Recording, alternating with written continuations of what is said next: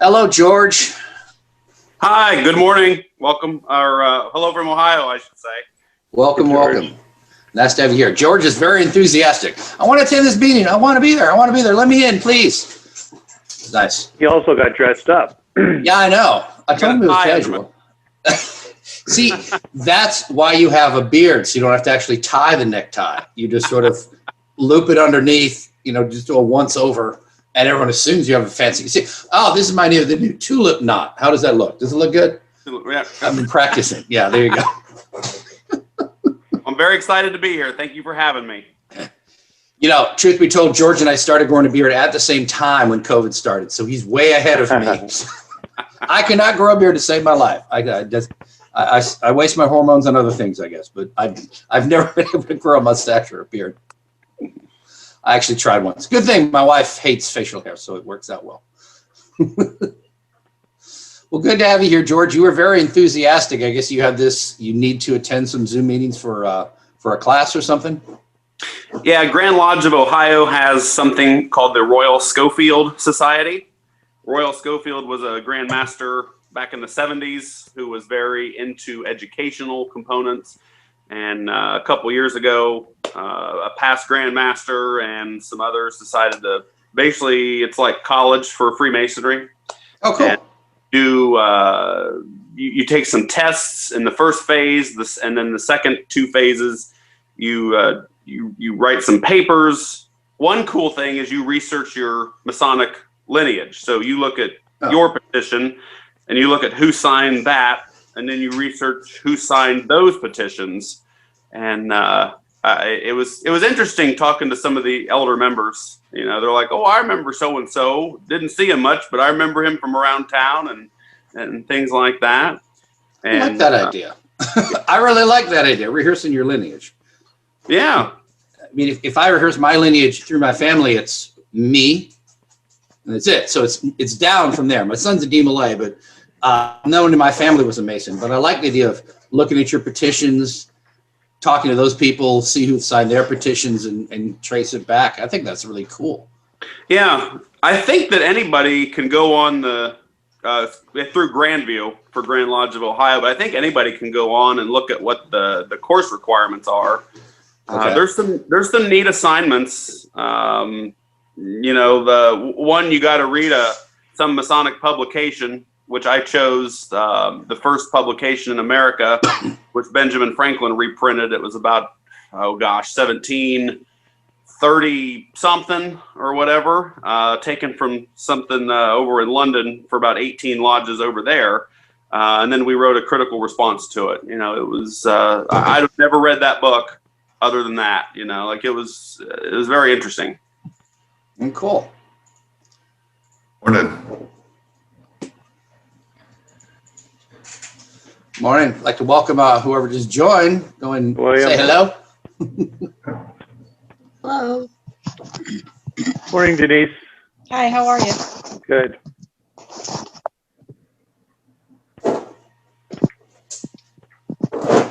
And go ahead and introduce yourselves, what lodge you're from, and so on. Sure.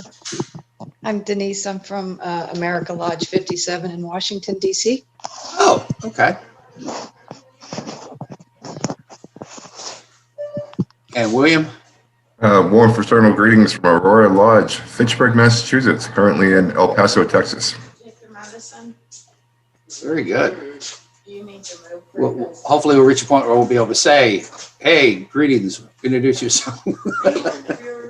I'll introduce while we're slowly coming in. But I'd like to welcome you all. We got a few more minutes before we start. Hey, Brian, are you on now, Brian? So you're logging in. Yes, Good morning, Brian. Oh, good morning. When you open Morning, up Brian. your, that's right, afternoon to you, sir. When you start your Zoom meetings, how often before the start time do you normally start them? I'm normally there about an hour beforehand. An hour? Okay, okay. It's a drop-in, so we get people showing up with very little sense of time. So Yes, okay. With no sense of time, Brian. Yes. I see you've grown a tail since I saw you last. That's quite interesting. Yes. You've had your COVID shot then, and no unusual side effects. None at all. No, everything's absolutely fine. Well, because I saw someone post, it might have been in the Zoom chat. By the way, I did figure out how to mute your ESSA Lodge Zoom chat, and they made life a little bit easier. Why? I like seeing it, but like every 2 minutes, like, oh, I got a new message. Oh, it's just those guys. So you can mute an individual conversation, but still have it coming in, which I like. Yeah. But someone mentioned starting their meeting half an hour early, and I'm lucky if I started like 9:55. So, so I was thinking I try to get on here by 9:30, but I kind of like the idea of coming in early and giving people a chance to, come in and say hello before we kick it off.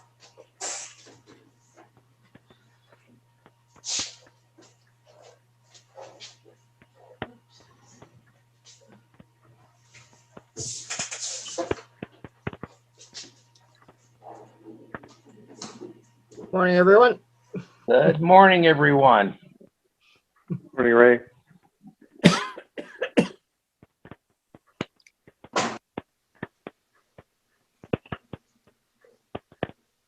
I think I saw Rooster get on. Morning, Rooster. I thought I saw you there.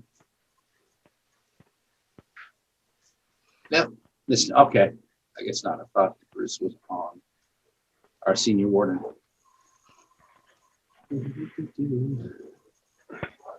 It's funny as we have more active people who are not actually members of Virginia Research Lodge. I'm trying to persuade more of our officers to get involved so I can get more admins on this. So it's not just a one-man show. And I see most of the names I recognize. I assume that that Cameron invited a few people. Yeah, I was at a Zoom call yesterday with a lodge in Colorado, Okay. El Paso Lodge, and they mentioned they already knew about it independently, but they mentioned they'd be coming. Okay. So I sent them the link. Who was it? Jim Johnson and Chris. I can't think that was worship master. It was El Paso Lodge, I do believe. Oh, okay.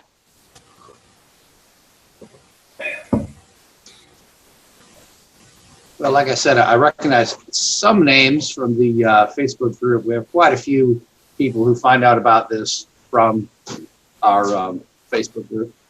Hey, hon, you're on camera. You may not know it, but you're on camera. But anyway, yeah, it's funny because I've always found that being on Facebook, there's a whole lot of people all over the place who really get excited about masonry and research, and they're really active. And I'm one of the few who's actually a member of the lodge who does a lot on the group. But I mean, I want to make it open to as many people as possible. But I'd also like to try and encourage more of my own members to get involved and take on some duties like admin. I definitely need to get at least one of my guys to be an admin so they can add people and meet people, whatever. Because last time I was the one talking and I had to stop and let people in and whatever. So it helps to have at least 2 people on the Zoom meetings who are helping run the show, so that way it's not one guy trying to keep track. If I never talked, it'd be great. If I just sat here in the background and just added people and that's all I did, that'd be great. But that's not really me. I'm more of an MC. So welcome everybody. So I'm more comfortable doing that than running the board. So I need to get a sound engineer, I guess. So. Did I just see a pig walk in the background? Yes, you did. That is Ham Solo. There he is. Yes, we are a. I was like, at first I thought I saw a bulldog. I was like, wait a minute, that's a pig. Yeah. He likes the heater. Yes, we have a dog, General Grievous, and a pig, Ham Solo. That's my son Isaac standing up the heater. So I'm gonna be sweating like ham in a minute. Yeah, my son asked us for a pig, so we got him a pig a few years ago. They're kind of like dogs, but they're smarter and more stubborn, and they eat more. So yeah, Nice. they're very convenient. I mean, I made some smoothies this morning, and I just give all the peels and all the pulp to him. Oh, yeah. So there's very little to throw away. So it's very helpful. Garbage disposal. Yep, everything but celery for some reason. Frank's having trouble getting in.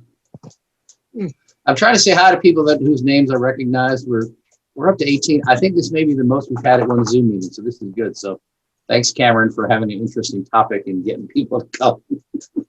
Windsor Masonic Temple is worth attending. It's a great building. Well, I Big appreciate draw. It's a I big draw. appreciate you. Appreciate you taking it on at very short notice. But like I was saying earlier, and I got more people joining all the time. I want to have these every Saturday. We had to replace our actual meeting. We've had 2 meetings online to replace our regular meetings, and I promised myself in August, well, we'll have one every Saturday, whether it's a meeting scheduled or not. We'll just meet every Saturday. That fell apart quickly. So in December, I started again with an effort to try and meet every week. So it's a commitment, though. Do you have any time limit you want me to stick to, or? I really don't. I generally plan an hour. I see very people complain unless I think people have other things to drop out and do. But I try to keep it within an hour, but it doesn't really matter. Yeah, if we keep your topic to about an hour, then I think we'll be fine. And as long as everybody's interested, there are no rules. We're figuring it out as we go. That sounds like my life. This online thing is great. I'm really enjoying it. I mean, it's a lot of fun. Talking to people online and having these online meetings it's a great experience. And it's unfortunate why we had to start doing this, but maybe it'll help Masons get closer together, because there's no reason not to keep connecting even when we go back to lodge. But certainly right now when we can't meet in person, I think it's more interesting to meet guys from all over the world here online. It's really kind of interesting. So, and we had one of our early presentations was 3 brothers from Brazil came in and talked about Brazilian Masonry, and that went over real well. So I'm trying to line up people from all over the world to come in and talk about Masonry in their Grand Lodge in their country. And it's really kind of neat. And I've got plenty to draw from, so I'm going to be leaning on some of you in the future and saying, hey, can you come do a talk? And all you do is I just have like a panel discussion. Let's get like 2 or 3 of you to sit there, and I just line up a bunch of questions ahead of time and just ask general questions about Masonry, because I'm really curious, like, what's the dress code where you are? And, what are the officers, who's elected, who's not? And there's so many differences. It's really cool to get that perspective.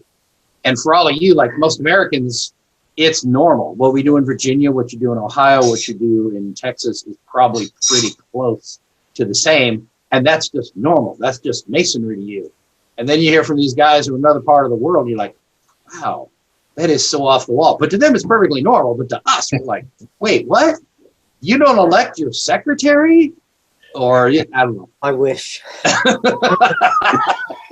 That's right, because the master appoints the secretary in England, correct? Yeah. Which I thought was like, wow.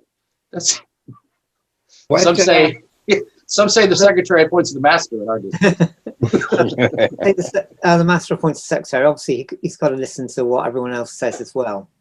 right. So he can't just do off the top of his head. I mean, if the rest of the people didn't want me or didn't want the secretary, then the secretary won't get appointed. Right. But theoretically, it's the master, yeah. Okay. Yeah. What part of England are you from, Brian? I'm in Cornwall, which is down the bottom end, down the narrow end of the UK.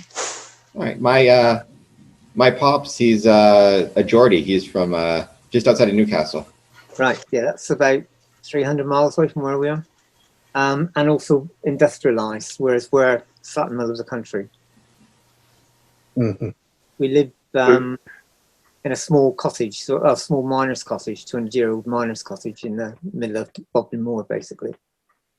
So Cameron, the interesting thing is I learned about this chat from the Cornish Facebook Cornish group chat, the ESSA group chat that Brian hosts.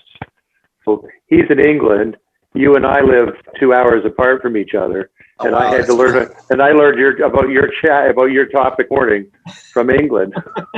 It's amazing how that Small world. out. It's very cool. I try to post at least one Zoom meeting a day, so that theoretically the brethren could go to a Zoom meeting every day if they really put their minds to it.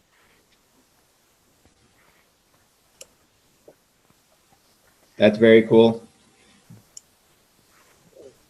I did want to welcome Brother Joseph Boyd. You say hello. I've seen you online a few times. Hello, hello. Good to have you here. Hey, how you doing? Finally good to get to join in. Yes, good to have you here. You don't look anything like your picture anymore, but that's okay. Yeah. And I do want to mention, when I see anybody from actual Research Lodge here besides me, Brother Ray Steele, are you on there? Ray is our immediate past Grand High Priest of our Royal Arch Grand Chapter. Good morning. I would have thought that we'd have had more of our 1777 members present this morning. This gives them an opportunity. We haven't met for some time. Indeed. But I'm sure Dennis and them got the word. Yep. Oh, I notified everybody, but I don't know. Not all of them pay attention to Facebook. So we'll see what happens. I've tried to encourage more of them to get active. I would like to get more of them to be involved and be admins and whatever. So it's not a one-man show here. As much as I enjoy talking, I don't want to do everything. So I think I've sent out 4 or 5 invites this morning. If you want just Masonry in general to show up, I just say, hey guys, join the research Facebook group and absolutely get involved. And I do want to thank Brother Brian, who actually has started posting other Zoom meetings. I mentioned at our last meeting, I want to get more because I don't have time to run around and find all these Zoom meetings. I see them, and when I see one, I try to remember to share it, but I can't keep track of all of them. And I'd like our Facebook group to become like a clearinghouse for Zoom meetings, because if you want to attend one, there's a lot out there, and I just need to ask all of you who are members of the group, if you see one, if you see an interesting Zoom meeting coming up, just share it in our group. So that way we have more people aware of and get more of us going to more of these meetings, because there's a lot of them out there. It's just, most people don't know where to find them. If you don't belong to the right groups, you don't see the invites. And if you really want to blow up your message, your Facebook Messenger, then join Brian's ESSA Lodge Zoom chat. Non-stop chatter. I swear, you guys. If it's right with you, I'll put the link in the chat so that people can actually join along. Thank you very much. Oh, and I did learn from our last meeting that I have to physically save the chat before I close. So shame on me. And Shelby's not here. I'm sorry, Shelby. He asked me about it after. It's like, oh, yeah, I'm sure it's saved because it recorded the meeting. And I look, it's like, oh, no. Okay, I have to actually click save on the chat. So y'all remind me to save the chat when we're done. Well, you can actually change that in settings so that it'll save it for you automatically if you... Can you? Yeah. I'll have to check that then. Okay, because that would be easier. In fact, I think I might have changed that after the fact, but to save. I know there's an option to save it, I think, when you're in it. I don't know. Maybe I did. If you're needing to save the chats for something, if you're particularly like secretarial role, I don't know if this is going to be beneficial, but I use this for consulting for other businesses, but there is a program on the web called otter.ai. Yeah, I was told we're not allowed to use that specifically. Someone was using it without permission on a Masonic Lodge meeting, and somebody went a little bananas. So yeah, I'm not sure which of the bodies said no, you may not, but more than one has said no, you may not. So I'm like, okay, nope, nothing artificial here. But I understand. Yeah, nothing here nobody can see, but I don't want to go afoul of anyone. But I understand the rationale. We want to control, who has stuff. And we got up to 25 people. I want to make sure I give everybody a chance to come in, but we got 25. I'm going to give it another minute, and if nobody else joins, we'll go and let user there start. Good evening, Christopher. Hey, how you doing? I'm doing fine. And I'd ask everyone to introduce themselves, but we're adding so many people now, it's kind of hard to do that. But I appreciate everybody who's joined. I'm sure we'll all get a chance to chat. If anyone here is not a member of our Facebook group, I would ask that you join it. And it's funny how you joined our Zoom meeting because of something else. You didn't even hear about it from us, but you're more than welcome. And I'm going to put the address for our Facebook page in the group chat for everyone. I've commented on that before, but just to make sure everything's cool, all right? Later. What's that? Say again? Oh my God, I believe you for like a second. Thank God you have a sense of humor because I am totally stressed out. We have like a million things to talk about today. The guest list, the flowers, and locations. Hello. Yeah. Golf course. No, no golf. I think that's Tom. Somebody's, yeah, we can you, Yeah. when we start, you can mute everybody except for- Hang on a sec. I'm going to mute everybody. You're muted by default when you come in, but please, if you're not speaking, I ask you to mute. It's easier to keep it quiet for everyone. Anyway, as I was saying, you're welcome to join our Facebook page. I lost track of my thought. I'm sorry. And if you have any Zoom meetings, you're welcome to post them. And I will post the URLs and such, whatever's useful in the chat on the Facebook page when we're done. I was going to recognize one more person, I guess not. Oh, yes, that was the other thing. If you are interested in being a speaker, my plan is to have Research Lodge do a Zoom meeting every Saturday at 10, unless something else comes up. Now, A. Douglas Smith Research Lodge, which is in Northern Virginia, has a meeting on Saturdays, and we're going to be going to them on that Saturday.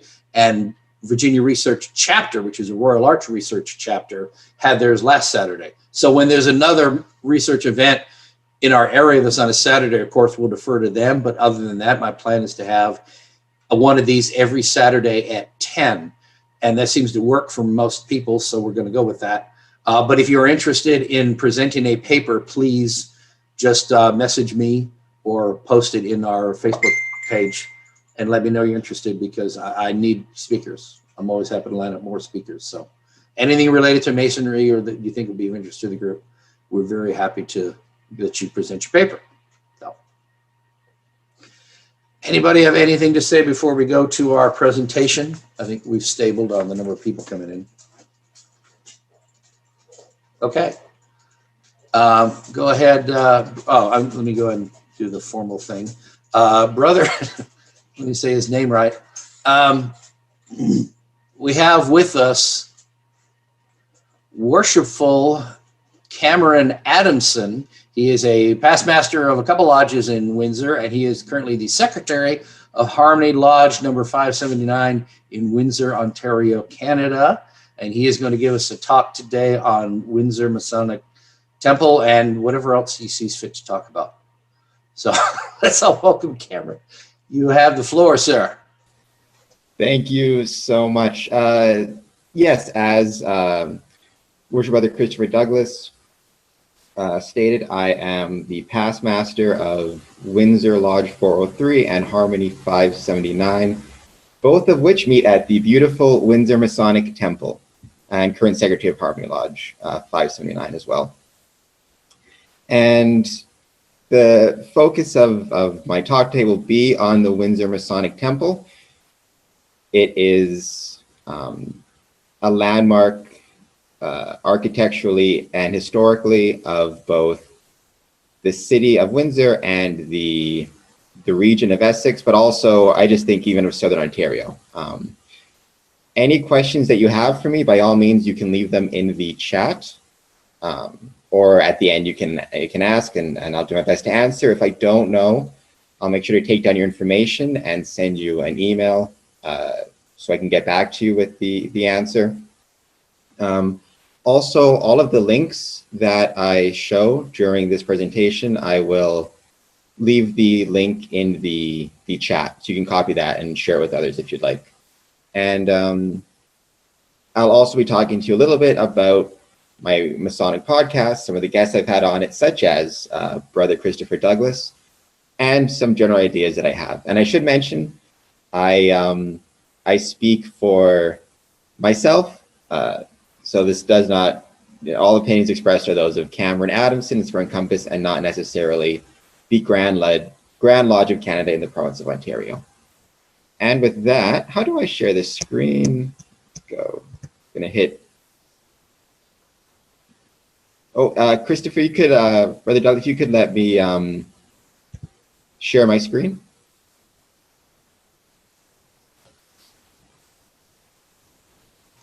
Okay, let me see. You don't have the option to. Let's see. It says host disabled. Oh, hold on. All participants. There we go. Okay. Yep. Try now. Let's see. Still learning this. There we go. All right. So I figured since it is, after all, January 2nd, maybe start with some a quick Happy New Year's and some images from the history of the Windsor Masonic Temple. After all, it's been here for almost 100 years. This is its 100th year anniversary. The cornerstone was laid in July of 1921. So I'm just going to hit the play button here and wish you guys a Happy New Year, and then we'll go on to the virtual tour of the building itself.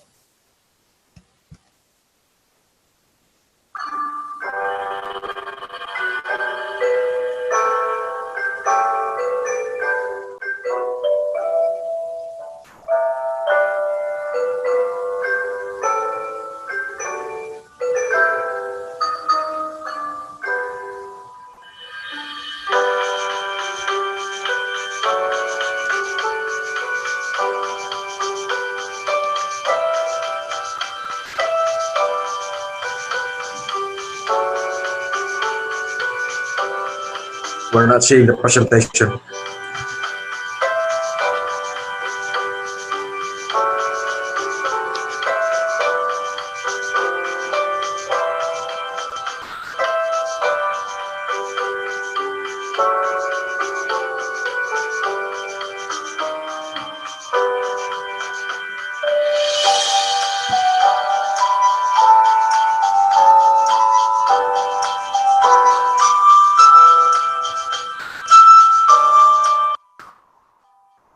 We got the music, but not any video, if that was it. You don't have the picture? Nope. We see the document, the Word document. You'll have to share the new screen that pops up because you're only sharing this document. Oh, sorry. We enjoyed the musical interlude. We really did. How do I share the new screen?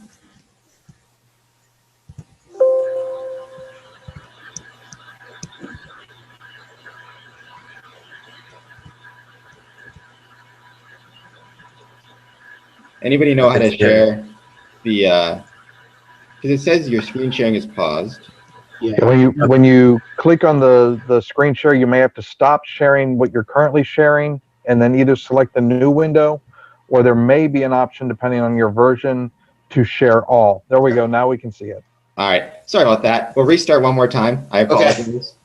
And then, well, actually, what I'll do is you already heard the music. I'll talk during the some of the pictures. So this was in the Windsor Star in 1921. This was the proposed design for the Windsor Masonic Temple. And then this is the facade visible on Olette. It's on the corner of Olette and Erie, very close to the border crossing. This was from the Windsor Star. You can see 75 cents for dancing at the Windsor Masonic Temple. Dances were regularly held there. In this ballroom, largest dance floor in the city of Windsor. Our turkey kinos, which were pretty much a Windsor mainstay for most of, well, still they go on today 3 times a year.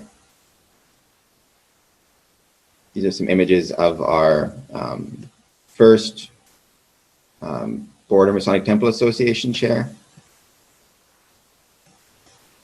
I'll just go back and hit the music. We'll finish it off.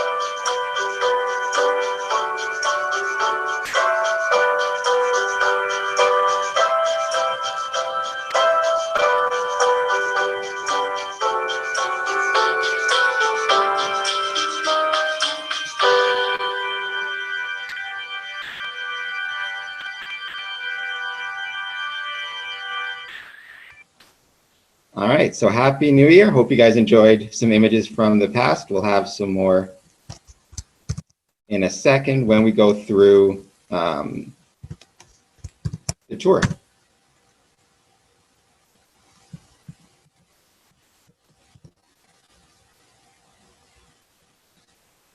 All right, can you guys see the screen? It's got the logo on it right now? Yes. All right, perfect. So here again is the image of the Windsor Masonic Temple. The Masonic Temple was built in 1921, but the land was purchased for it in 1913.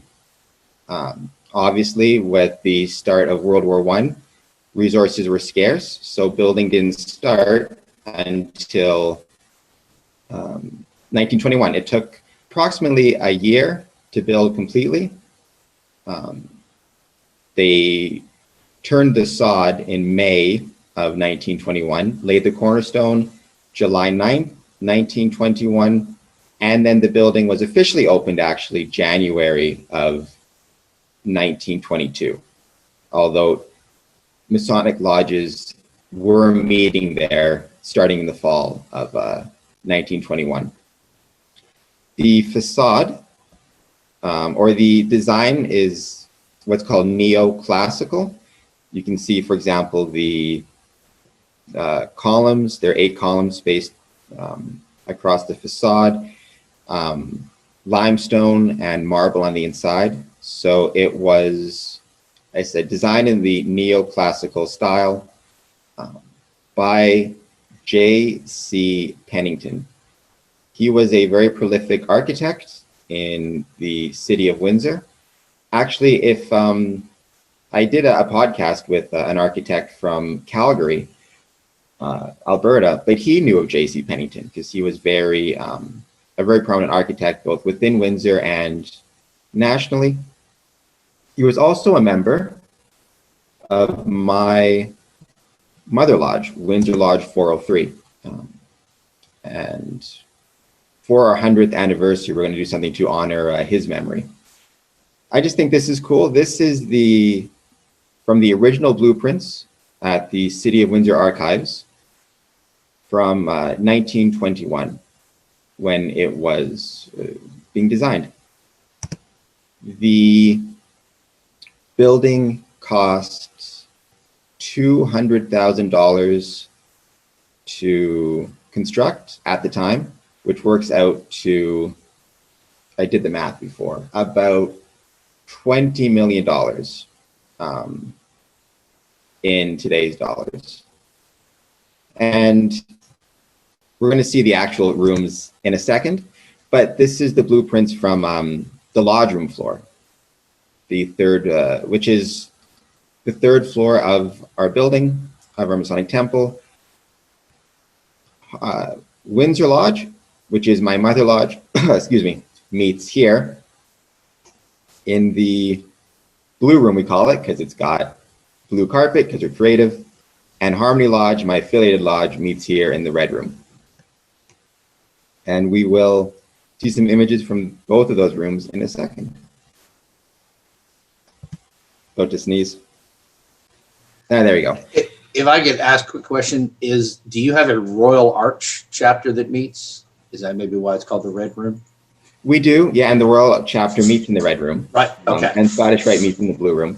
Okay, that's the same in our building at Granby Street, which you have covered in your podcast. They have a Royal Arch room with the columns permanently installed, and they have a red carpet. And then all the Blue Lodge rooms have blue carpets. Yes, and the commandery has tile, of course.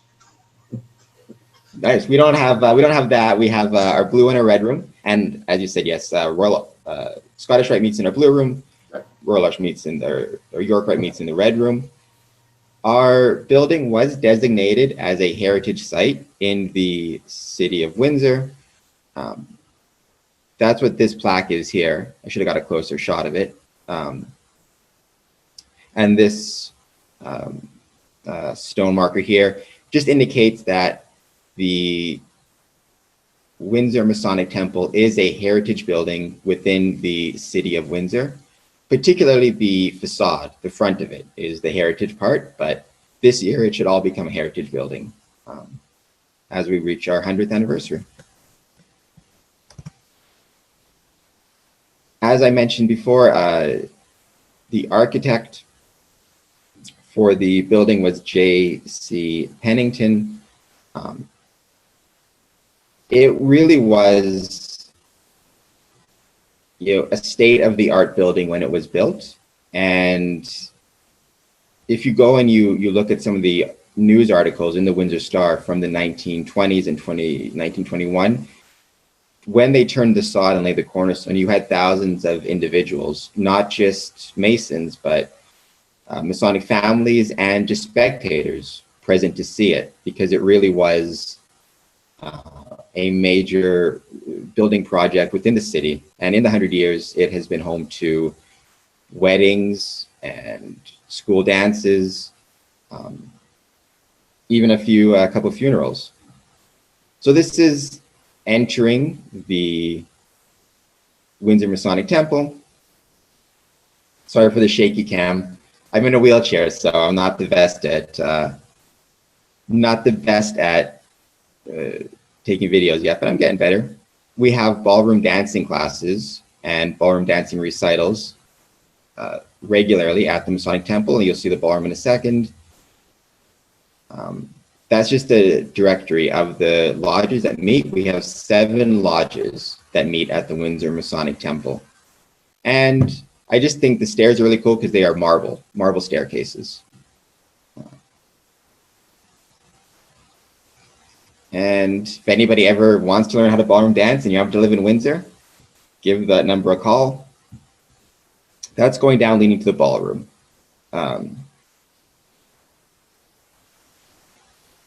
So this is our refreshment area.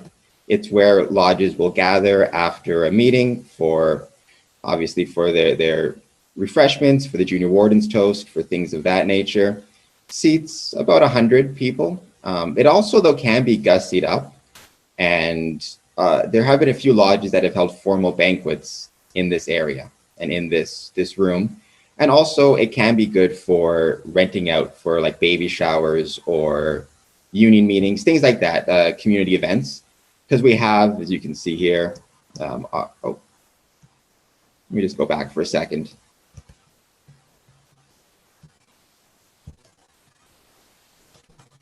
It has TV and audio-visual capabilities, as well as refrigerators, stoves, so it can be used to bring your own food trays in, things like that. You don't need to bring an outside caterer. Just another image of it.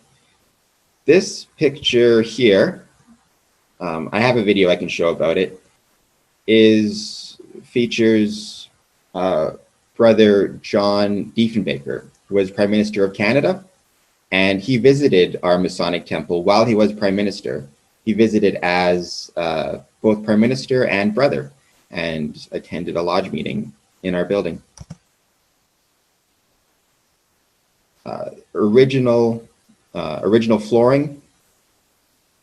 Most of the wood, especially in the blue room and the red room, are still original to 1921. A lot of the light fixtures are original to that time period as well, which you'll see when we go down to our lodge rooms.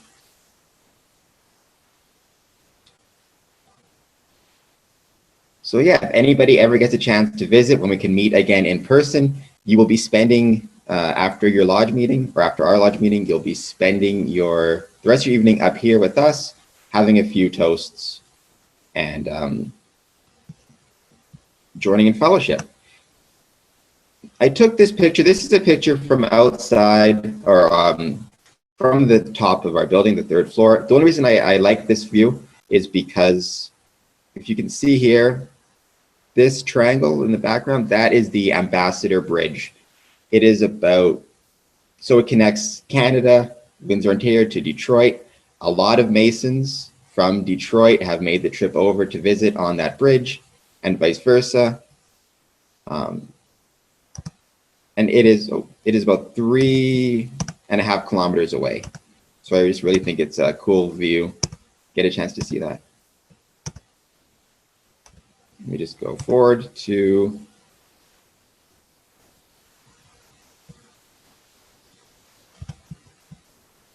so the picture I told you about before, this is it up close. This is Brother John Diefenbaker, Prime Minister of Canada at the time when he visited our Masonic temple. And we've also, I'll be leaving a link, a connection to American presidents. When the passing of Franklin Delano Roosevelt, Masons at the Windsor Masonic Temple paid tribute to his passing in honor of our American brethren and his contributions, both Masonically and obviously during World War II, which I'll talk about more later, but that took place at the Windsor Masonic Temple also. This is the Essex Scottish Rite Learning Center. This began in, I can't remember the date now, 2000 and, if I recall correctly, 2004 or 5. I volunteer here myself when it's running. I'm sure other lodges here know about the Scottish Rite Learning Centers, where we tutor children with dyslexia and learning disabilities. It's completely volunteer run. All of the tutors are volunteers, as are all of the Masons who volunteer there. We'll be there to hand out snacks, cookies, log people as they come in and out, and perform regular checks to make sure everybody's okay and doesn't need any assistance. Actually, it's interesting, the closest learning center to ours in Essex is actually located in the United States, in Dearborn, Michigan, is the closest one to ours. There are, Neely might know for sure, if I recall correctly, 7 Scottish Rite Learning Centers in Canada. Obviously right now, unfortunately, it is on hold due to COVID, but when it does run, it runs for 4 days a week, Mondays through Thursdays. And this is one of the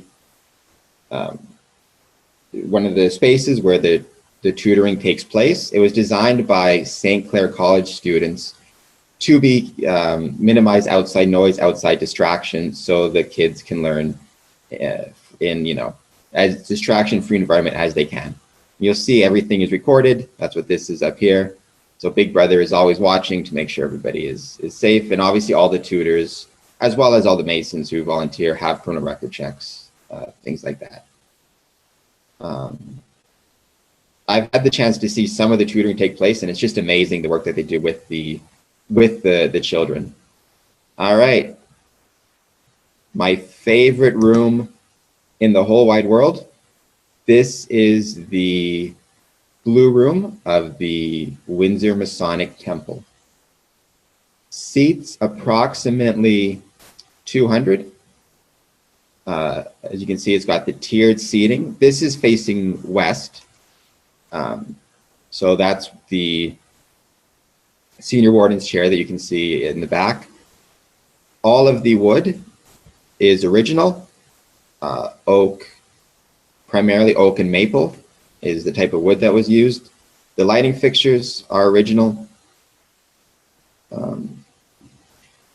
It also is rented out for, well, it's not rented out for, but it's used, for example, for the graduation ceremonies for the students who take part in the Scottish Rite Learning Center.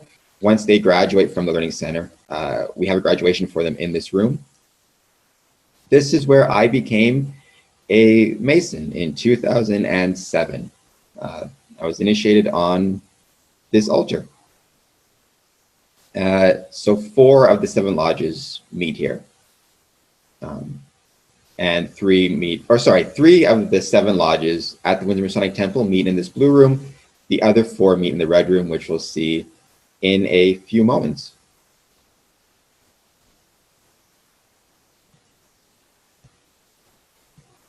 Let's see.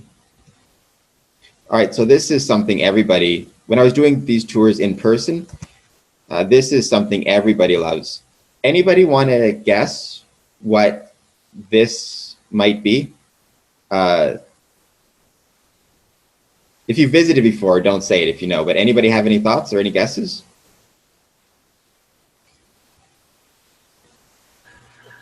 Doorbell? Sorry? I'm guessing it's a doorbell.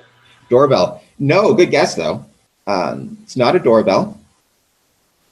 It also dates to the 1920s. I'll hit the play button and I'll show you guys a demonstration of what it is. It actually originally came from a trolley car, and we have one of these located in the blue room and one of them located in the red room. So this is original 1920s technology. You can see I'm pulling on that lever, pulling it down, and then light dimmer. It's a light dimmer, that's right. So when you grab this handle here, you have to grab it from the wooden part there and bring it down, it dims the lights. And then bring it back up. It's, I forget what the word is now, a repeater, or can't think of the word, but yeah, what's interesting about it is, and I made this mistake myself, because of the way it works, when you dim the lights, this metal plate here gets very, very, very hot. And if you're not aware of that and you happen to touch it, it can be a painful experience. So that's why you got to grab it by the wooden handle here. But everybody, I think that's probably, of all the tours I've done, people love playing with the light dimmer. And if you're a Mason, and you'll know what that is. You'll know what that is for. This is the blue room antechamber, so it's where Masons will just gather and relax before lodge meetings start. And the blue room that you just saw is just through these doors here.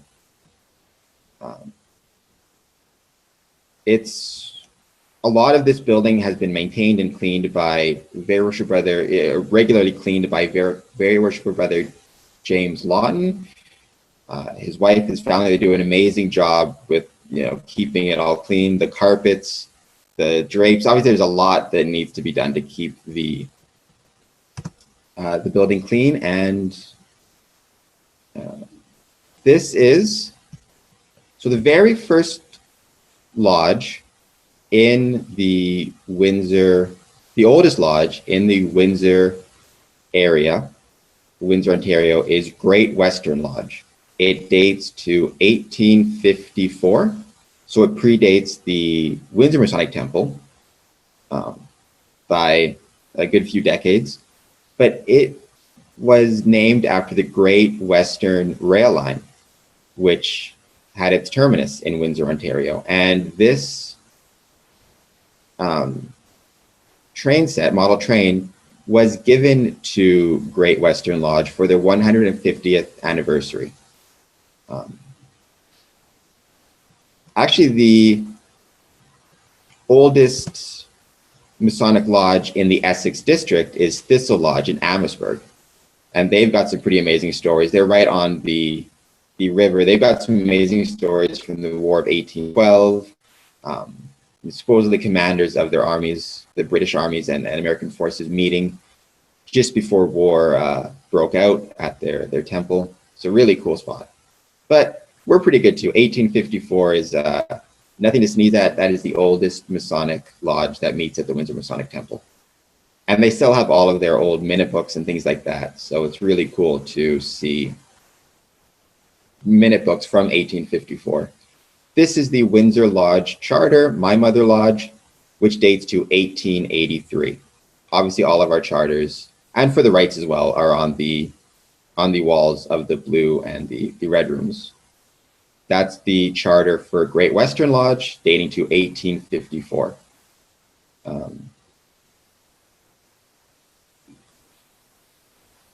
And I love anything old, any type of history. I always absolutely love it. So you'll find me a few times going through some of those old archives and old documents and getting a chance to check them out. This is our Red Room antechamber and museum, because we have a lot of artifacts from Masonic history in our region, both related to the Windsor Masonic Temple and predating the Windsor Masonic Temple. We actually had 6 Masonic temples in Windsor before the Windsor Masonic Temple was built. This is a cornerstone that dates to 1804 from a lighthouse in Essex. Again, just shows the history of Masonry in our region. This is from our cornerstone ceremony. In 2017, shouldn't know this because I was involved. Yeah, 2017, if I recall correctly, we held a cornerstone ceremony at City Hall because they were building a brand new City Hall, and we laid a cornerstone to celebrate the building and the people who work in it for our area. And this is from that ceremony. You'll notice the first 2 Masonic or first 2 city halls in Windsor dated to 1856 and 1871, and Masons laid cornerstones at both of those both of those city halls as well. Actually, I thought it was really cool. In 1856, the cornerstones were laid by the Freemasons of Windsor and Detroit. Just a little American connection there, shows back when I showed that image of the Ambassador Bridge, just how connected Canadian and American Freemasonry is in Windsor. That we had Freemasons from Detroit attending cornerstone ceremonies and lodge meetings. And certainly it's been the opposite way as well. And here is the Red Room. As you can see, it's smaller than the Blue Room. It seats, well, if you count the balcony, you could probably fit a couple hundred in here as well, though we don't really use the balcony anymore. It's primarily used for storage space. Cameron, where is that G? Is that suspended over the altar? Yes. It's you can't see it because the wires are so thin, but yes, it's suspended above the altar. This was taken on the 2nd floor, the balcony looking down. So yeah, you can't see it, but the G is suspended above the altar. It looks like we have the Rainbow Girls, the youth group that meets here. It looks like they were here the day before I took this picture, because usually our lesser lights would be not so haphazardly put back. But this is used for the Rainbow Girls youth group, as well as, let me just go back to it, as well as Harmony Lodge, my affiliated lodge. So you'll find me sitting here most of the time at the secretary's desk during Harmony Lodge meetings, and our York Rite bodies. I mentioned that because maybe, do you know why it's over the altar? Because at least in American lodges, the G is in the east over the worshipful master. Really, that's mentioned. It's mentioned specifically in the ritual. Right. You point to the G in the fellowcraft degree and talk about it. So all of our, both in the Blue and the Red Room, our Masonic, our G is suspended above the altar. Wow, that's interesting. As in most Canadian lodges I've been to, come to think of it, I'm trying to think if I've ever seen one. It is in Scotland as well. Predominantly in Scotland, it's over the altar. That's very interesting. I mean, the same symbolism, just the location is different. That's very, very cool. And we do actually point to it as well during our 2nd degree. It is referenced. But yeah, we keep ours above the altar. This is the, it's interesting. I've visited many American Masonic lodges. I've never noticed the placement of the G. That's why I love things like this. Stuff, you think of stuff you didn't think of before, get different perspectives. Oh, just going back a second.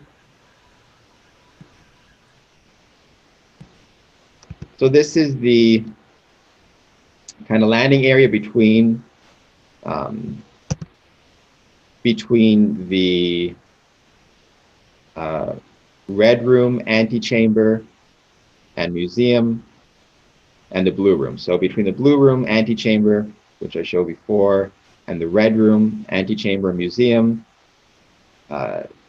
you have this landing area. You see over here, we got computer, printer.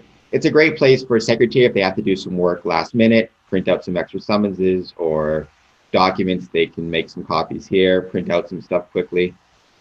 I've been known to use it several times myself to get some last minute work done.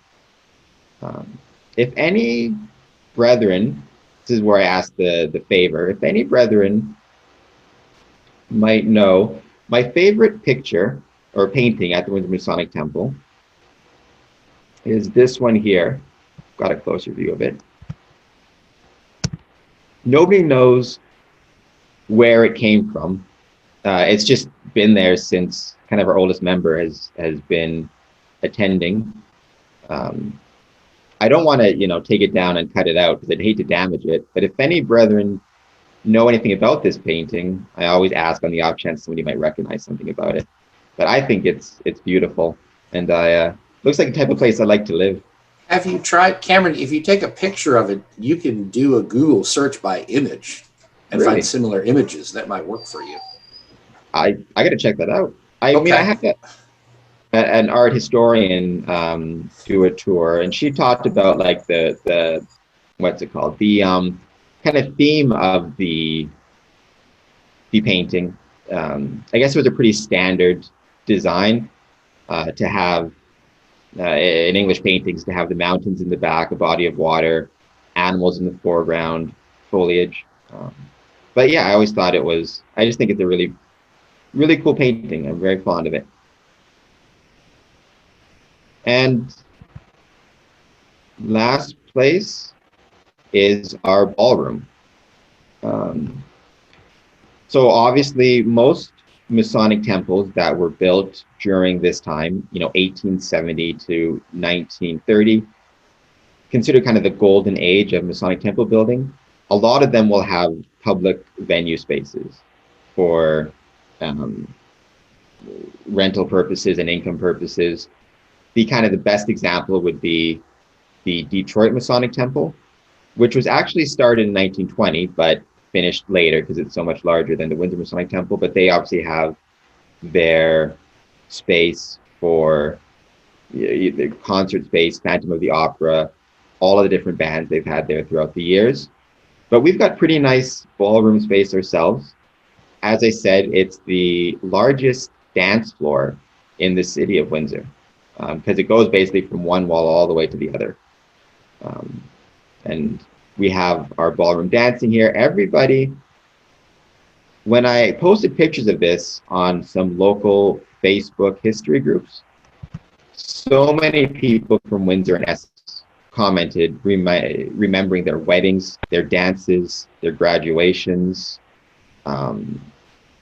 just all the special events and memories that people have of this building.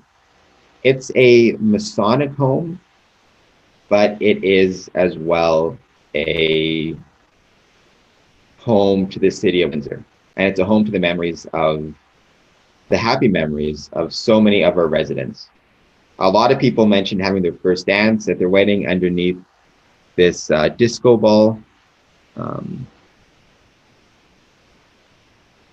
Just some more images from the ballroom. Original, flooring. And here's the stage.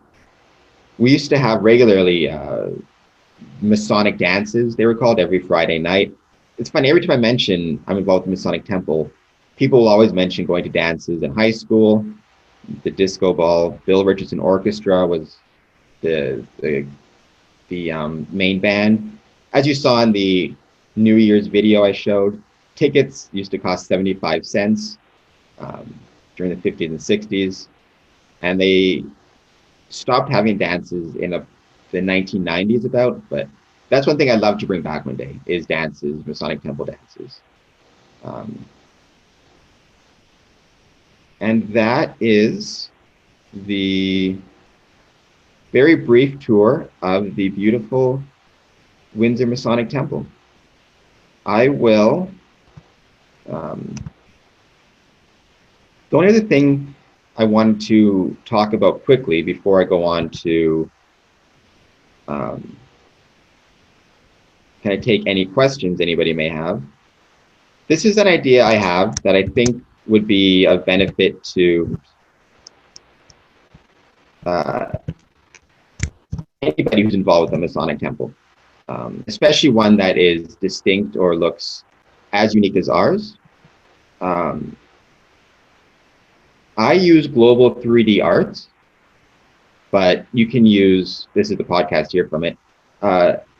I've created scale models of the Windsor Masonic Temple, done by Global 3D Arts. They're 7 inches by 7 inches, and they light up from the inside. They're hollow, so people have bought them and used them for model train sets, Christmas villages. You know, I don't know if anybody collects those kind of Christmas village sets or train sets or anything like that, but I called everywhere and I couldn't find any companies or groups that, like, I couldn't find any Masonic temples for those villages. You know, most villages, they'll have like a post office, a general store, a school, whatever it is, but I couldn't find any Masonic temples to put in those villages.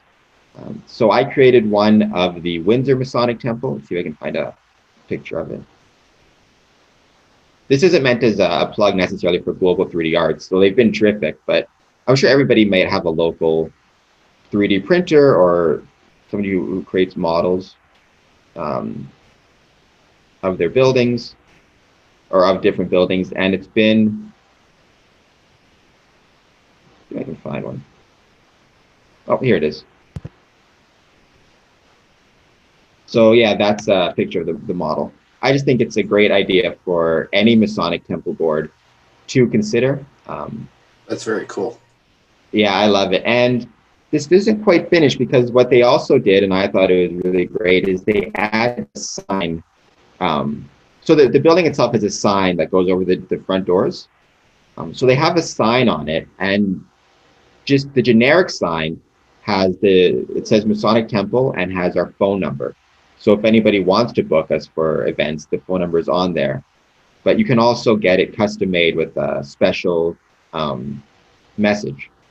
So a wife bought one of these for her husband, who's a Mason, and she wrote on the front, "Love you forever," as a custom sign. So with that, there was a question, Cameron, maybe we have other Canadian brothers here too. Are you allowed to serve alcohol after or before your meetings? You mentioned toasts. Well, let's talk about non-alcoholic. How do I get back to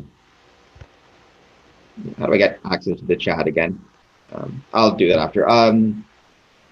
Yeah, we do serve alcohol. There's always been some debate about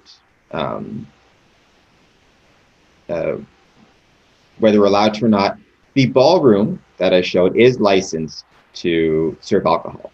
So it will serve alcohol at all of its functions, weddings, Masonic banquets, special events, things like that. But those are private functions. Yeah, upstairs, we will toast with alcohol. It's not served, right? We're not charging anybody. It's Masons up there. But yeah, we do serve alcohol at our refreshment hours. That's interesting. Well, I can't speak for every Grand Lodge in the States, but definitely in Virginia, it is specifically prohibited. You are not allowed to have alcohol on the property at any Masonic event. You are not allowed to serve alcohol at any Masonic meeting, but they have allowed private groups to rent your building and serve alcohol. Like if you wanted to rent your building out for a wedding or such. But if it's any sort of Masonic function, you are not allowed to serve alcohol. And have it, not a question of selling or not. You're not allowed to have it there. That's not true. You're allowed to have it at table lodges. You're allowed to have wine. That is the exception, is at a table lodge. It's only during a table lodge. You can't have alcohol after a stated, for example. You can, if you have a specific table lodge ceremony, you're allowed to serve wine within the confines of the table lodge ceremony. And that's the only exception. I just put the link up there to the Global 3D Arts video about the 3D models. But does anybody have any questions? And then I can go on to talk a bit about the podcast and take any questions about that. But anybody have any questions about the Windsor Masonic Temple in particular? So Cameron, nobody maybe noted. I happen to know because I've been there and I've used it, but there's an elevator in the building now that services all of the floors. Do you know when that was sold? Because surely it was not an original feature, was it? No. Yeah, so it was, I don't recall the exact date. It was installed in the 1990s. Primarily thanks to the hard work of very worship brother Jim Lawton, who really pushed for it. We actually have we put in a few accessibility features through the years. The elevator, for obviously it helps brothers such as myself, but also any older brethren who have trouble with the stairs. We also have sound systems in the blue room and the red room. We added those approximately 4 years ago. We have microphones hanging down above the Worshipful Masters station in the east, the Junior Warden station in the south, the Senior Warden station, and above the altar itself. So any brothers who are hard of hearing are able to hear everything that is being said. We have, I can't think of the word now, somebody's, knock on wood, having a heart attack. Defibrillators, we have those in the building. And our washrooms on the top floor and on the ballroom are all accessible. So yeah, we have a lot of options for brethren who may need assistance with whether it be mobility or the washrooms or hard of hearing or anything like that. AED, there we go. Anybody else have any questions? I can talk about the Masonic Temple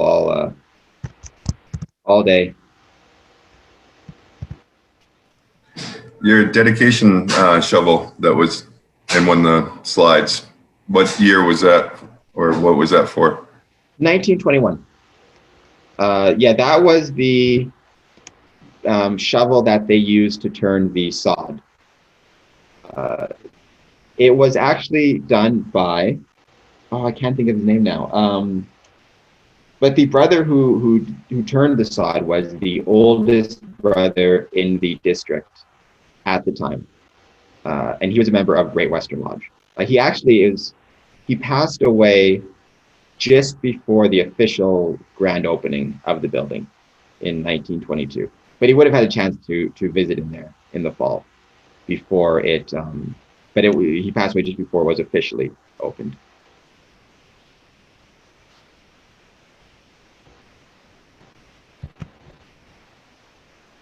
Does anybody else have any questions?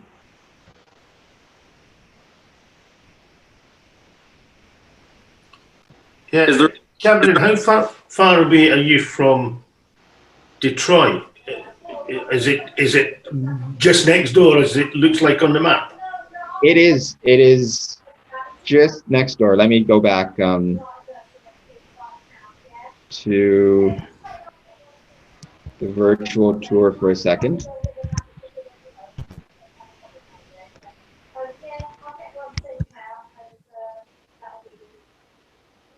Because that picture I showed from the... Because I noticed in one of the temples you had the stars and stripes, and I thought you were in Canada, and so it confused me a bit. Yeah, no, we are, but we're right So here's that picture. So this is like I said, the Ambassador Bridge connecting Canada or Windsor to Detroit. It is literally, back before COVID, you could jump on what was called the tunnel bus and be in Detroit in, depending on traffic, 30 seconds to 1 minute. So there's just such a connection in terms of one of the best things about being a Mason in Windsor is how often you can visit lodges in Detroit and Michigan in general. Actually, I don't know if this is going to work, but you guys are seeing my webcam. This is my balcony, and there's Detroit. I don't know if you can see it well. Yeah. But yeah, I could throw a stone and hit Detroit.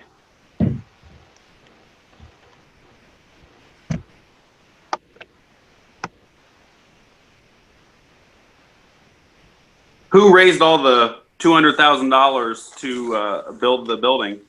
Was that lodges or individual brothers or both? It was both. I don't know the exact breakdowns, but it was both. It was also shares were sold at the start. So there was like a lottery. Individuals would purchase shares of the building. They auctioned off some different memorabilia as well, like that shovel. But I'm not sure of the exact breakdown between lodges and individuals. It's interesting. In the Masonic Temple was built, as you can see, the blue room here. It really was built at a time when Freemasonry was growing, kind of that golden age of Freemasonry. At the time, in the 1920s, is when in Ontario we reached over 100,000 Freemasons in our province. And in America, if I recall correctly, at the time, 1 out of every 11 adult men were Freemasons.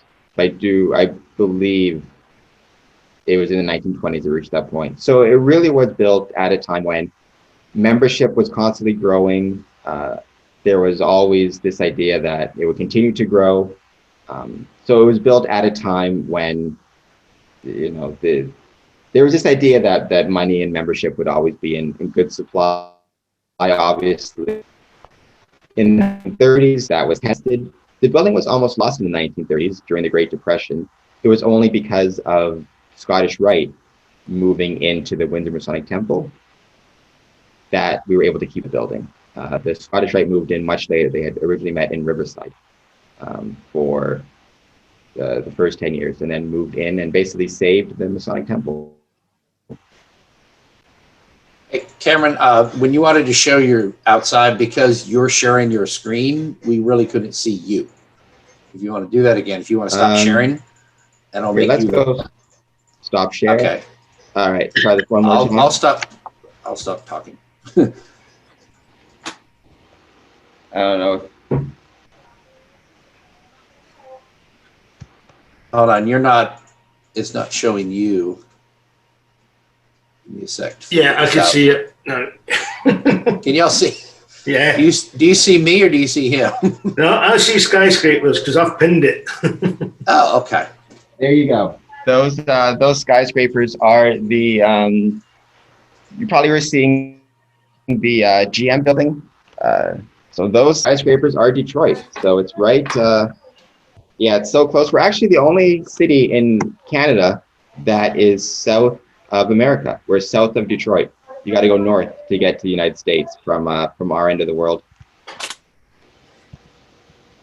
To put it in better perspective, if you walk out the front door of the Masonic Temple and turn right, it's maybe 6 or 8 blocks down to the river in Detroit across the river.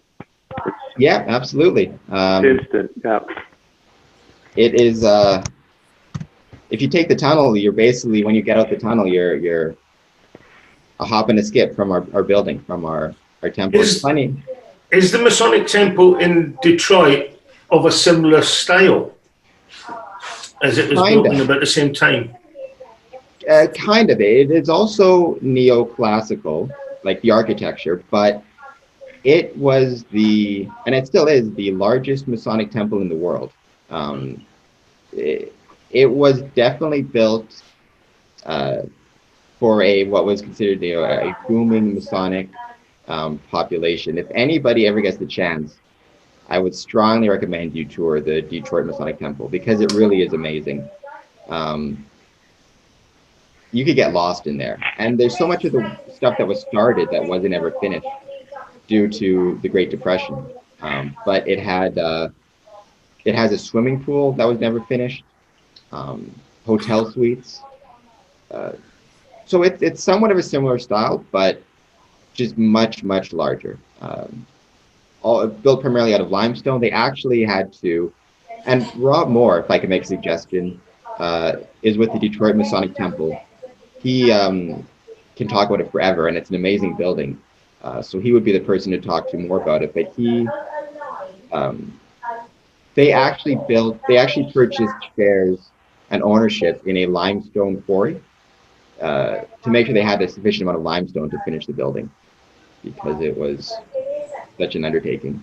It's on Temple Street, right, named after Masonic Temple, and it's a pretty amazing spot. Well, thank you very much, Cameron. We appreciate it. Any other questions? You did have something else you wanted to cover. I hope you're not planning to play the whole podcast, because we talked for an hour. But if you wanted to do a summary, you're welcome to. No, yeah, I'll just what I'll do is, if you go to the chat, I'll leave a link. The link I just left is with my interview with Brother Douglas.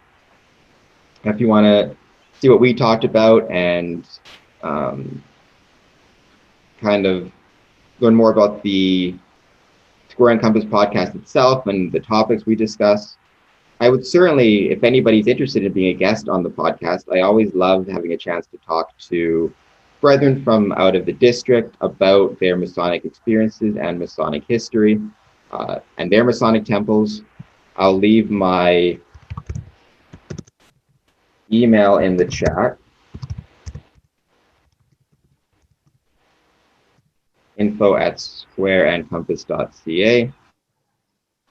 And then maybe the last thing I'll do, and then I'll take any more questions if anybody has anything, is, let's see, I'll show a,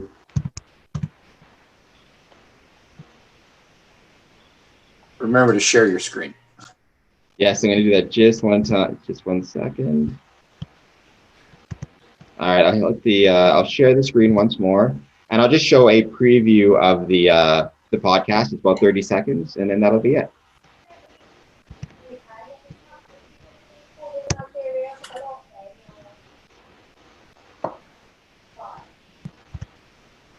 Bill Adamson Sr., Worshipful Brother Bonifacio Soto, Very Worshipful Brother Derek Reese, Acacia Lodge, Brethren from Essex. I do these at the Windsor Masonic Temple. For me, I took it to heart when it said, you get out of it what you put into it. Masonry forces you to think different ways. And to retain a self-thinking, and then thinking when I was 21 years old. What are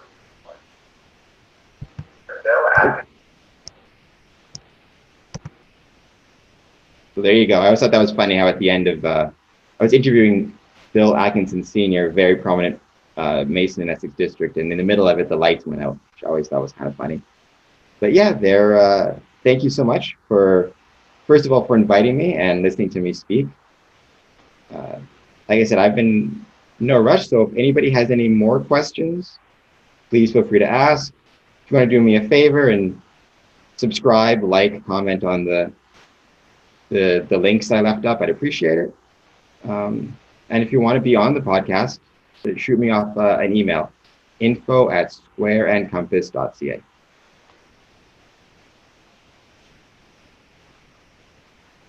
I do have a question. I heard the term very worshipful brother. We don't have that in Ohio. What does that mean exactly? Okay, so it's a Grand Lodge designation. Right Worshipful Brother is the District Deputy Grand Master. So he's the brother who represents the district to Grand Lodge. Very Worshipful Brother is also designated by Grand Lodge, usually at the request of district. It's an honorific. It's a Grand Lodge officer, often a secretary. A district secretary will be given the title of Very Worshipful. A Mason who has dedicated, shown dedication to the craft, things of that nature, will be granted Very Worshipful. I believe, if I'm missing anything, Brother Neil, is there anything I'm missing with that? What is a Grandmaster called? Most. Okay, so that's the same. Yeah. So there's the various that's different for us. The worshipful master of a lodge in Canada is the worshipful master. You know, in the UK, they talk about the right worshipful master. If you're elected district deputy grand master of your district, you're the grand master's representative in your district, and you receive a right worship designation. And so the very worshipful designation sits between master and the right worshipful. And like Cameron says, it's often an honorific. If you serve a year as district secretary, then you're honored with a very worshipful appointment. And the grand master will have several appointments each year for various reasons, and those brethren will receive a very worshipful donation. Interesting. We do have an unofficial term here in Virginia. If you're the only guy in your lodge who's left available to be district deputy, we call you left worshipful. Just a slight correction there, Neil. Scotland, it's right worshipful, and England are worshipful. Okay, and then they continue once they've left the chair to be worshipful. But in Scotland, we just use past master. We're just brother. You're not worshipful once you're no longer master. No, but just go back to brother. Right. And that's an interesting designation.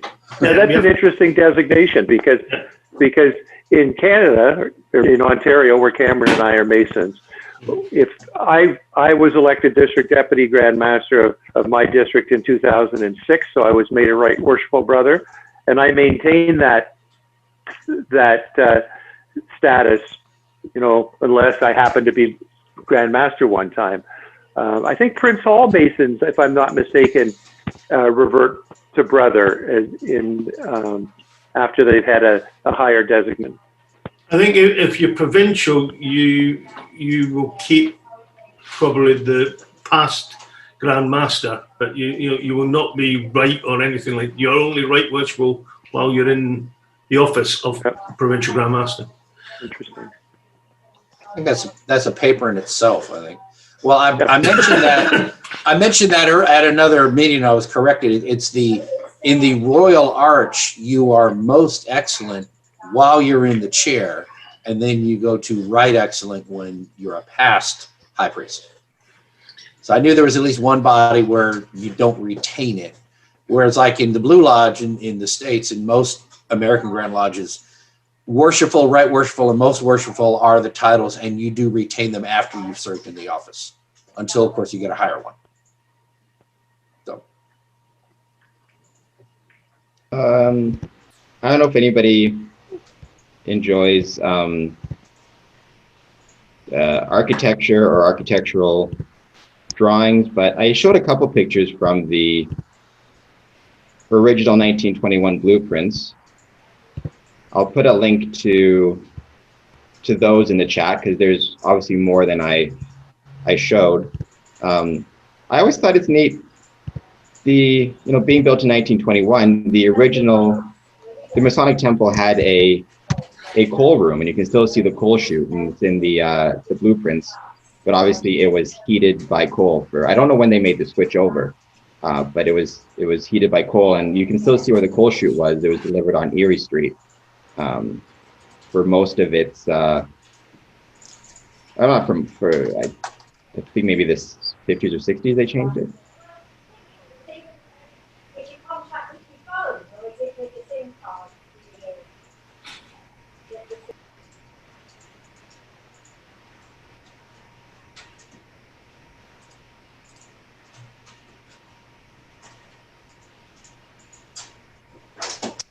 So yeah, if anybody wants to go to those. The fireplace, oops, sorry. Go ahead. The fireplace that was seen in one of the images, is that registered to be used? Is a chimney registered? No, and it makes me so very sad. It's for show. It's a facade. I would love, because it just feels like the type of room that should have a fireplace. You know, it feels like the type of room that on a cold night should be a roaring fire. But it's no, it's just a facade. If I could ever, you know, snap my fingers, my dream would be to make that a working fireplace. I suppose I could just start a fire in there and see what happens, but the temple board might have some issues with me doing that.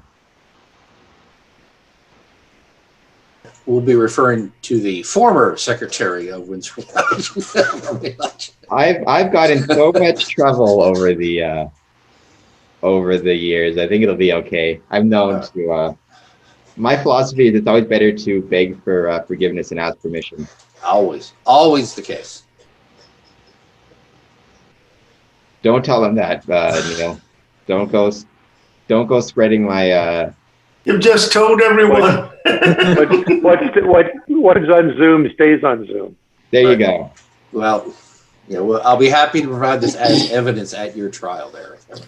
The second what part- stays on Zoom, what happens on Zoom stays on Zoom has never been a thing, just for the record. That's true. Very true. The second part of that principle of yours is that if you can't make everyone happy, you have to ensure there's an equal distribution of unhappiness. That's right. I also, if anybody knows anyone or any groups who'd be interested in one of these tours, before the pandemic, I was organizing tours of the Masonic Temple, like public tours for groups, similar to Philadelphia, Detroit, for $10 a person. I'm now moving them online. So I'm doing a virtual tour with the Detroit Historical Society coming up. But if anybody knows any historical societies or any individuals who would be interested in a tour, let them know. My email address is in the chat. I'd be happy to book a time for them. Good for schools as well. Good for just anybody who's interested in history and architecture, things like that. I see Mark Phillips said it's being recorded. Well, I guess it'll make good evidence in my trial. That's right.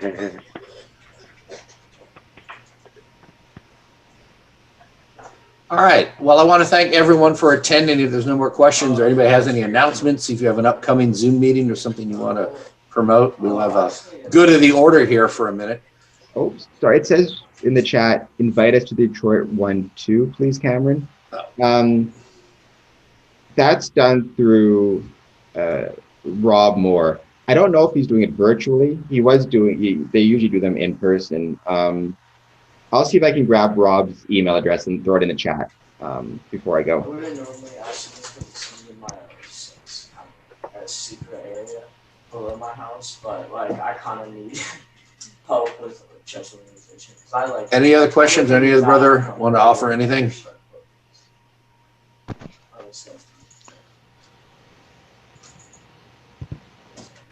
Oh, okay. I appreciate everyone coming out. This is the biggest crowd we have. I do plan on having a Saturday Zoom meeting at 10 o'clock every week as much as I can manage to do so. So again, if any of you are interested in presenting a paper, you're more than welcome. Just message me. If you're not a member of our Facebook group, please join. And I'm going to save the chat. You were supposed to remind me. But it's like stuff like compasses, Hit the save the chat, Christopher. Yes, thank you. Thank you. Yes, appreciate it. And I've set it to automatically save in the future, so that's good. So again, thanks everyone for coming out. If there's no more questions, go ahead, Joey. Speak up. Unmute. Joe, you had something to say? Unmute, or are you just saying hi? Unmute. Are you just waving by? Okay. All righty. Thank you all for attending, brethren. And this will be posted on YouTube. Check out the Facebook page, and we will have links to. There are links there for everything Cameron's talked about. We will have a copy of this chat posted there too, and I hope to have this up on YouTube here by the end of the week.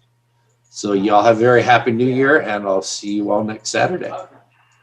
Thank you so much. Thank you for having me. Bye, Thank you, everyone. Douglas. Bye, everyone. Bye, Hey, everyone. Cameron, Thanks good a lot. job. Thank you so much. Yeah, well done. Yes, Excellent. Happy New Year. Thank you. All right. Thanks for having me. Later. Till next time. All right. Bye-bye.